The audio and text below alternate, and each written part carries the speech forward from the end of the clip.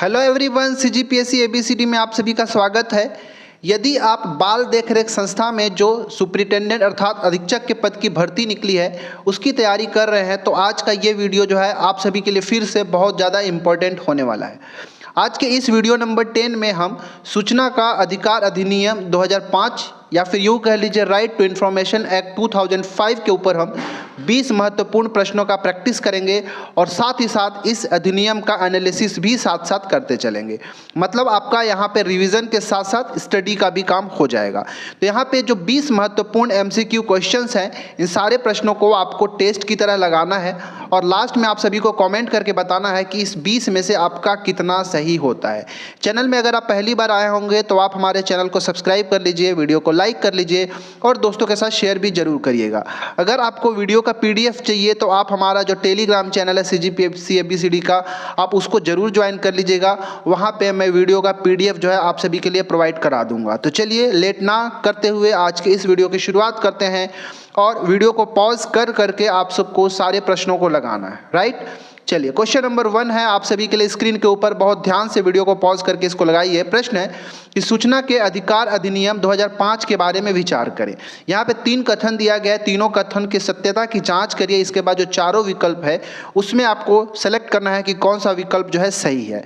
पहला कथन है कि सूचना का अधिकार अधिनियम 12 अक्टूबर 2005 को लागू हुआ था। दूसरा कथन है यह अधिनियम संसद में 15 जून 2005 को पारित हुआ था। तीसरा कथन है सूचना का अधिकार पारित करने वाला पहला राज्य तमिलनाडु था। अब बताइए कि कौन सा विकल्प सही होगा। तो देखिए यहाँ पे तीनों का तीनों कथन सही है, पहला, दूसरा और तीसरा, तीनों का तीनों कथन सही है। इसीलिए हमारा ऑप्शन नंबर डी जो है बिल्कुल राइट आंसर हो जाएगा। तो यहाँ पे जो 3 फैक्ट्स हैं, 1 2 3, तीनों को आप सभी को याद रखना है। एग्जाम में डायरेक्ट भी आपसे पूछा जा सकता है। दूसरा प्रश्न है कि सूचना का अधिकार अधिनियम 2005 किस अनुच्छेद से प्रेरित है। अच्छा प्रश्न है। भी हमारा जो संविधान का कौन सा ऐसा आर्टिकल है उसी से प्रेरित है सूचना का अधिकार अधिनियम 2005।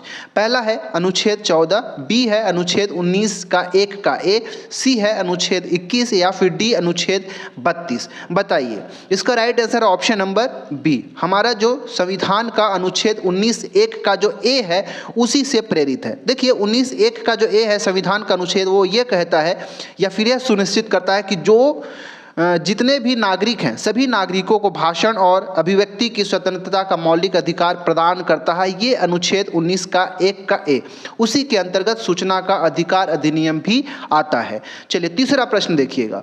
तीसरा प्रश्न स्क्रीन के ऊपर ये कि निम्नलिखित में से कौन आरटीआई अधिनियम 2005 के तहत सूचना की परिभाषा में नहीं आता है। Very very important question. बताइए, पहला मतलब ए है ऑप्शन नंबर ए कार्य पुस्तिकाएं, बी परिपत्र, सी प्रक्रिया में फाइल सूचनाएं या फिर डी किसी भी इलेक्ट्रॉनिक रूप में आयोजित डेटा सामग्री। तो इसका राइट आंसर है ऑप्शन नंबर सी। ठीक है, प्रक्रिया में फाइल सूचनाएं जो होती है ये सूचना की जो परिभाषा है आरटीआई एक्ट 2005 में उसके अंतर्गत नहीं आता है। इसीलिए हमारा ऑप्शन नंबर सी बिल्कुल राइट आंसर हो जाए। चौथा प्रश्न है कि लोकसभा के मामले में सूचना का अधिकार अधिनियम 2005 के प्रयोजन के लिए सक्षम अधिकारी खाली स्थान है। ये भी अच्छा प्रश्न है। ठीक है, बताइए कौन होगा। ऑप्शन नंबर ए प्रधानमंत्री, बी भारत सरकार के मुख्य सचिव, सी महासचिव लोकसभा या फिर डी अध्यक्ष। इसका राइट आंसर होगा ऑप्शन नंबर डी। ठीक है, जो अध्यक्ष होगा वही लोकसभा के मामले में सूचना के अधिकार अधिनियम 2005 के लिए सक्षम अधिकारी होगा। कौन होगा? अध्यक्ष। ठीक है, इसका आंसर हमारा ऑप्शन नंबर डी बिल्कुल राइट आंसर हो जाएगा। चलिए पांचवा प्रश्न को देखिए। पांचवा प्रश्न है आप सभी के लिए, सूचना का अधिकार अधिनियम की धारा खाली स्थान सूचना के प्रकटीकरण से छूट प्रदान करती है। ये भी बहुत अच्छा प्रश्न है। ठीक है, बताइए ऑप्शन नंबर ए है धारा 8, बी धारा 7, सी धारा 9 या फिर डी धारा 10। इसका राइट आंसर है ऑप्शन नंबर ए। सूचना का अधिकार अधिनियम 2005 की जो धारा 8 है वो सूचना के प्रकटीकरण से छूट प्रदान करता है।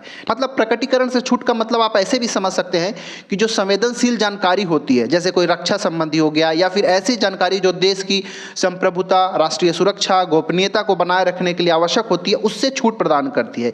ये है धारा 8। उम्मीद है आप सभी को समझ में आया होगा। छठवां प्रश्न है कि सूचना का अधिकार अधिनियम 2005 के तहत नागरिक सार्वजनिक प्राधिकारियों से सूचना का अनुरोध करने पर कितने दिनों के भीतर सूचना देने के लिए प्राधिकारियों को बाध्य करती है।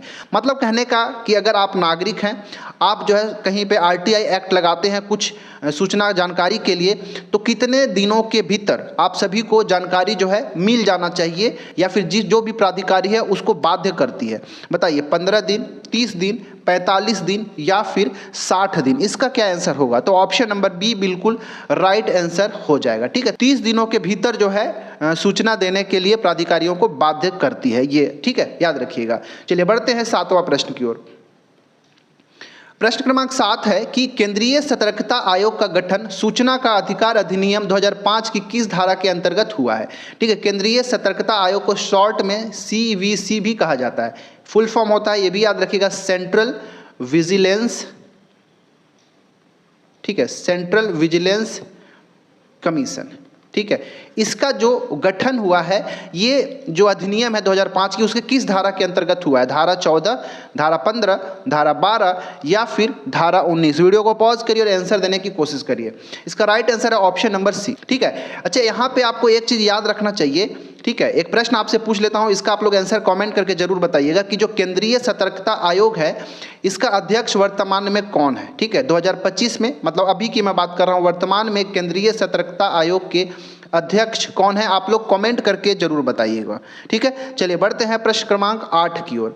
प्रश्न है कि केंद्रीय सूचना आयोग द्वारा उस केंद्रीय लोक सूचना अधिकारी पर लगाई जा सकने वाली अधिकतम मौद्रिक जुर्माना जिसने अनुरोध की विषय वस्तु वाली सूचना को नष्ट कर दिया है खाली स्थान है। मतलब किसी प्राधिकारी से आप किसी जानकारी की बात कर रहे हैं, लेकिन वो जानकारी नहीं दे रहा है, जबकि जो जानकारी से संबंधित जो विषय वस्तु है उसको नष्ट कर दिया है देने के बजाय, तो उसके ऊपर अधिकतम कितने रुपए का जुर्माना लगाया जा सकता है? 20,000, 5,000, 25,000 या फिर 50,000 रुपये? तो इसका राइट आंसर है ऑप्शन नंबर सी, अधिकतम 25,000 रुपये का जुर्माना जो है लगाया जा सकता है। ठीक है, चलिए बढ़ जाते हैं क्वेश्चन नंबर 9 की ओर। 9वां प्रश्न जो है थोड़ा बड़ा है, इसको आराम से पढ़िएगा और आंसर देने की कोशिश करिएगा। प्रश्न है कि निम्नलिखित कथनों में से जो आरटीआई अधिनियम 2005 के बारे में सही नहीं है, ठीक है, बताना है। ठीक है, ए, आरटीआई अधिनियम 13 अक्टूबर 2005 से लागू हुआ था, तो ये तो ऐसे ही गलत हो गया भाई, आप सभी को पता है, मैं शुरू में ही बता चुका कि इस अधिनियम को 12 अक्टूबर 2005 से लागू किया गया था। बी, कोई भी नागरिक एक सार्वजनिक प्राधिकरण, सरकारी और निजी दोनों से जानकारी का अनुरोध कर सकता है। नहीं भाई, ये भी गलत है। क्यों गलत है? क्योंकि जो सार्वजनिक प्राधिकरण है उससे हम जानकारी के लिए अनुरोध कर सकते हैं, लेकिन जो प्राइवेट है, जो निजी कंपनी है, जो निजी प्राधिकरण है, उससे हम डिमांड नहीं कर सकते। इसीलिए बी वाला जो कथन है ये भी गलत हो जाएगा। सी, पूछी गई जानकारी का उत्तर 30 दिनों के भीतर दिया जा सकता है, बिल्कुल सही है। ठीक है, अगर कोई सरकारी प्राधिकरण है, ठीक है, कोई, तो उससे जब भी अनुरोध किया जाएगा जानकारी का तो 30 दिनों के भीतर देना पड़ेगा, तो ये कथन बिल्कुल सही है। डी, आरटीआई आवेदन के तहत जानकारी प्राप्त करने के लिए नाम मात्र का आवेदन शुल्क देना पड़ता है, क्या ये सही है क्या? तो ये बिल्कुल सही है। ठीक है, थोड़ा सा अमाउंट में आवेदन शुल्क जो है देना पड़ता है। ई है, जानकारी प्राप्त करने के लिए आवेदक को केंद्रीय शासन विभागों के लिए सूचना के प्रति पेज 10 रुपये का भुगतान करना पड़ता। नहीं, ये गलत है।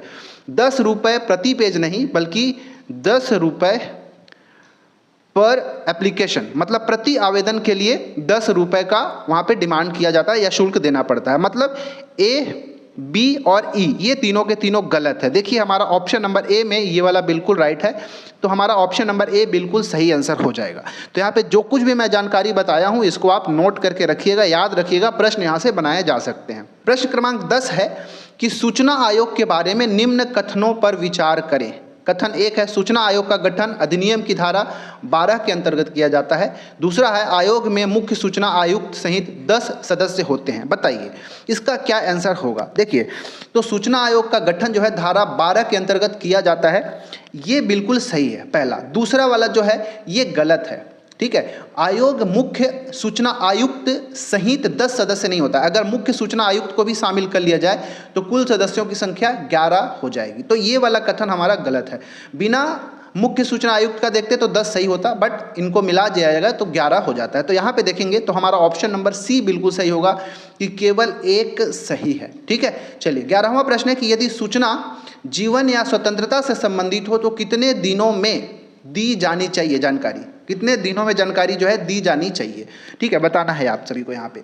तो हमने पीछे देखा क्या कि जब नॉर्मल जानकारी का अनुरोध किया जाता है तो वो कितने दिनों के भीतर, 30 दिनों के भीतर उसको जानकारी को देना ही पड़ता है। लेकिन यहाँ पे क्या बोला है कि जब कोई इन्फॉर्मेशन, सूचना जीवन या स्वतंत्रता से संबंधित हो तब कितने दिनों के भीतर दिया जाएगा, ठीक है। दिनों की जगह चलिए आवर्स कर लेते हैं, ठीक है। कितने घंटों के अंदर जो है दिया जाना चाहिए, 24 घंटा, 48 घंटा, 72 घंटा या फिर 5 दिन, ठीक है। तो यहाँ पे घंटा और दिन दोनों विकल्प में यहाँ पे ऐसे लिख लीजिएगा, तब जाके इसका सही आंसर दे पाएंगे। तो इसका राइट आंसर जो है ऑप्शन नंबर बी बिल्कुल सही है।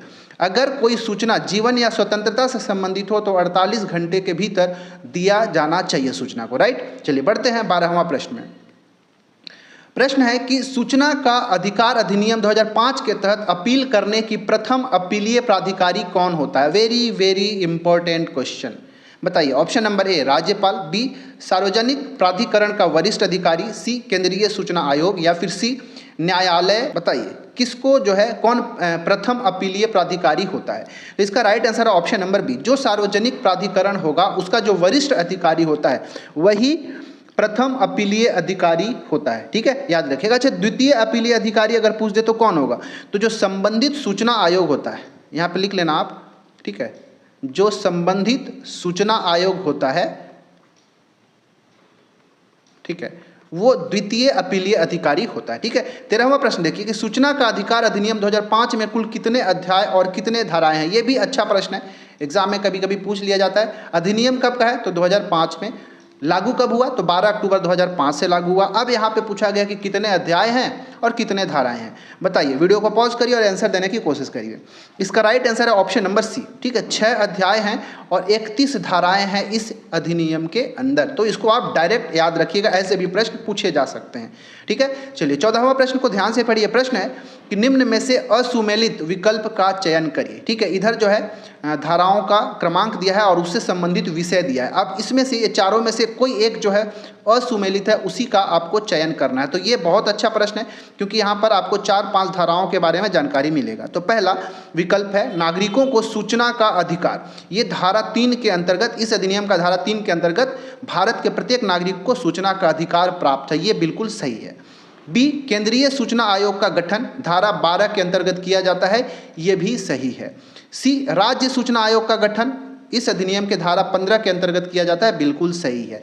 डी है सूचना के प्रकट किए जाने से छूट धारा 14, यही हमारा असुमेलित विकल्प है। हमारा ऑप्शन नंबर डी जो है असुमेलित है, क्योंकि जो सूचना के प्रकट किए जाने से जो छूट है ये जो है धारा 8 में वर्णन किया गया है, ठीक है। किसमें, धारा 8 के अंतर्गत इसको वर्णन किया गया है। अच्छा, जो धारा 14 है ये क्या कहता है कि जो केंद्रीय सूचना आयुक्त होता है या फिर जिसको हम मुख्य सूचना आयुक्त कहते हैं, उसको पद से हटाया जाना, ठीक है, पद से हटाया जाना। किसको, तो मुख्य सूचना आयुक्त है या फिर केंद्रीय सूचना आयुक्त को पद से हटाए जाने की बात किसमें किया गया है, इस अधिनियम के धारा 14 में बात किया गया, तो आपको याद रख। चलिए बढ़ते हैं 15वां प्रश्न में। प्रश्न है कि अधिनियम की कौन सी धारा कुछ संगठनों को अधिनियम से बाहर रखती है, ठीक है। धारा 22, धारा 23, धारा 24 या फिर धारा 25। बताइए इसका क्या आंसर होगा, आप सभी को बताना है। इसका राइट आंसर है ऑप्शन नंबर सी, ठीक है। ये जो सूचना का अधिकार अधिनियम 2005 है उसके धारा क्रमांक 24 के अंतर्गत ही कुछ संगठनों को इस अधिनियम से बाहर रखा गया है, याद रखिएगा। मतलब केंद्रीय सरकार द्वारा स्थापित कोई आसूचना या फिर कोई सुरक्षा संगठन है, उन सभी को इस अधिनियम से बाहर रखा गया, इस अधिनियम के प्रभाव से बाहर रखा गया है। और जितने भी संगठन हैं जिनको केंद्रीय सरकार द्वारा स्थापित किया जाता है, उन सभी का वर्णन, उन सभी का जो लिस्ट है वो कहाँ दिया गया है, तो इसी अधिनियम का जो अनुसूची 2 है, ठीक है, इसी अधिनियम का जो अनुसूची 2 है उसी में उन सभी संगठनों का नाम दिया गया है जिसको इस अधिनियम से बाहर रखा गया है, याद रखिएगा। तो ये बहुत अच्छा प्रश्न है, याद रखिएगा। चलिए 16वां प्रश्न है कि केंद्रीय सूचना आयुक्त या फिर मुख्य सूचना आयुक्त का कार्यकाल कितना होता है। ये भी अच्छा प्रश्न है भाई, बताइए। वीडियो को पॉज करिए और चारों विकल्प को ध्यान से पढ़िए, इसके बाद आंसर देने की कोशिश करिएगा। देखिए पहली बात तो क्या कि जो इस अधिनियम का धारा क्रमांक 13 है, ठीक है, इस अधिनियम का धारा क्रमांक 13 में इसका वर्णन किया गया है कि जो केंद्रीय सूचना आयुक्त या फिर मुख्य सूचना आयुक्त होगा उसका कार्यकाल कितने का होगा, कितने वर्ष तक का होगा। तो इसका राइट आंसर जो है ऑप्शन नंबर बी है। अगर कोई जो केंद्रीय सूचना आयुक्त है, अगर उसका उम्र 65 वर्ष तक नहीं हुआ है तो भी अभी उसका कार्यकाल बचा हुआ है, या फिर 5 वर्ष, ठीक है, या फिर कह लीजिए 5 वर्ष या 65 वर्ष, दोनों में से जो पहले हो जाएगा तो उसका कार्यकाल समाप्त हो जाएगा, ठीक है। तो इसका आंसर जो ऑप्शन नंबर बी बिल्कुल राइट आंसर है।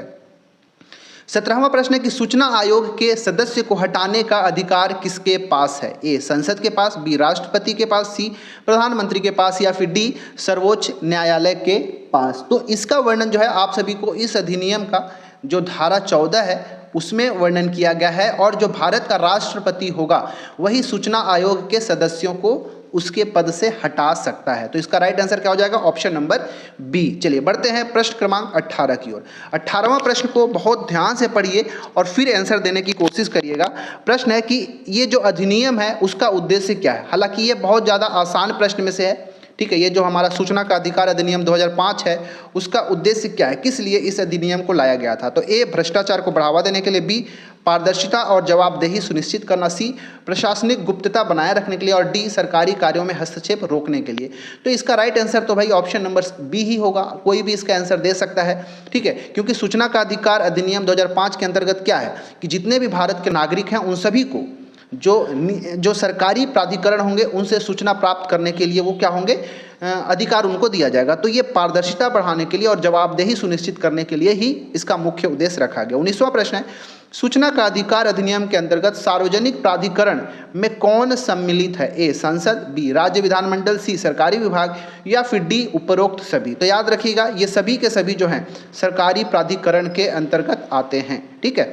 तो ए, बी और सी तीनों के तीनों। चलिए बढ़ते हैं 20वां और आखिरी प्रश्न। आज का प्रश्न है कि सूचना का अधिकार अधिनियम 2005 के धारा 24 के अनुसार निम्न में से कौन सा संगठन को इस अधिनियम के प्रभाव से बाहर रखा गया है? देखिए ये बहुत अच्छा प्रश्न है। मैंने थोड़ा देर पहले बताया कि धारा 24 के अंतर्गत कहा गया है कि कुछ संगठन है उनको इस अधिनियम के प्रभाव से बाहर रखा गया है, और उन संगठनों का जो नाम है, ठीक है, उन संगठनों का नाम कहाँ है? तो इस अधिनियम का जो अनुसूची 2 है उन्हीं में सबका नाम लिखा हुआ है। अब उसी में से यहाँ पे बताना है, सीमा सुरक्षा बल, प्रवर्तन निदेशालय, सीमा सड़क विकास बोर्ड, या फिर उपरोक्त सभी।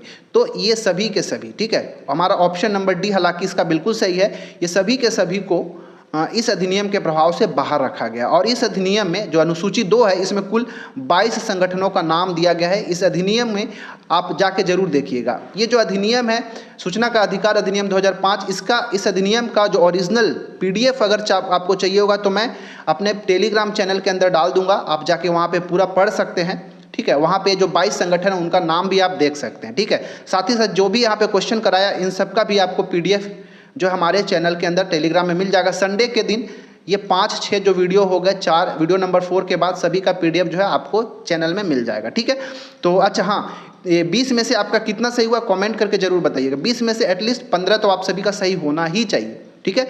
आप सभी की तैयारी कैसे चल रही है कमेंट करके जरूर बताइएगा। और कोई अगर स्पेशल टॉपिक आप सभी को लगता है कि नहीं मुझे इस टॉपिक का वीडियो चाहिए तो कमेंट करिएगा। ज़्यादा से ज़्यादा जो टॉपिक पे कमेंट करेंगे मैं उसका वीडियो जो है बनाऊंगा, ठीक है। चैनल में पहली बार आए हैं तो सब्सक्राइब जरूर कर लें, वीडियो को लाइक करें, दोस्तों के साथ शेयर भी जरूर करिएगा। पढ़ाई अच्छे से करें। Thanks for watching our video.